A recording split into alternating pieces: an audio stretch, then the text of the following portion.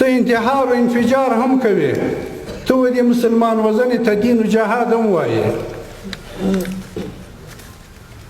طالبه نور له خدایه وډاسه، په ټوله اسلامي نړۍ کې له ټولو اسلامي ادرسونو د تا دغه جګړه مردوده، حرامه، ظلم، ناروا او فتنه وبلله شوله، سوا د عیسی د درباري مفتیانو له فتوا او ما سوا په ټوله نړۍ کې ته ملګری نه لري. ناروا، مردوده او مسلمان وژنه ده بدون شک. د افغانستان ملي ځواکونه د افغانستان د ملي مصالحو ساتونکي دي، د افغانستان د سرحداتو، د افغانستان د تاریخ ساتونکي دي، د افغانستان د ملي حاکمیت ساتونکي دي، مدافعین دي.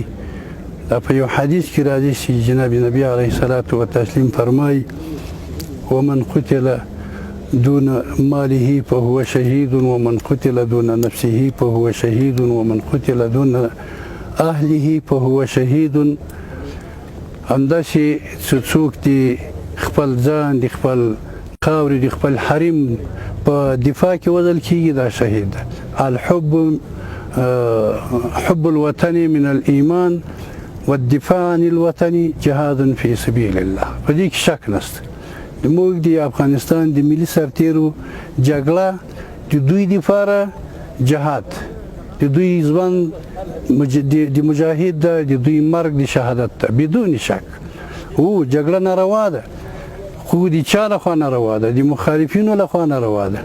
دغه طرف ته جګړه، دغه طرف ته دفاع له خپل ځانه، دفاع له خپل ملته، دفاع له خپلو سرحداتو، دا د دوی شرعي حق ده. رسول کریم صلی الله علیه وسلم فرمایلی دي ومن شهر سیفا علی المسلمین فعلیهم ان یقتلوه.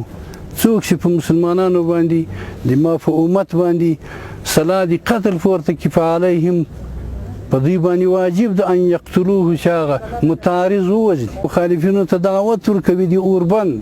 نن هم زموږ غونډه په همدغه مناسبت ده چې موږ غواړو چې دغه خپل حکومت مشروعیت ورته ثابت کړو چې دغه حکومت مشروع حکومت ده، اسلامي حکومت ده. و ګیلې ډېرې ځینې لرو، په دې کې شک نشته. اول زه من حیث یو عالم، من حیث یو تبع د دې ملت له خپله نظام، له خپله ولسمشر چې ډېرې ګیلې لرم، همداسې ملت هم ډېرې ګیلې لري. ځوان، سپین ږیری، خور، ورور ټول ځینې ګیلهمن دي.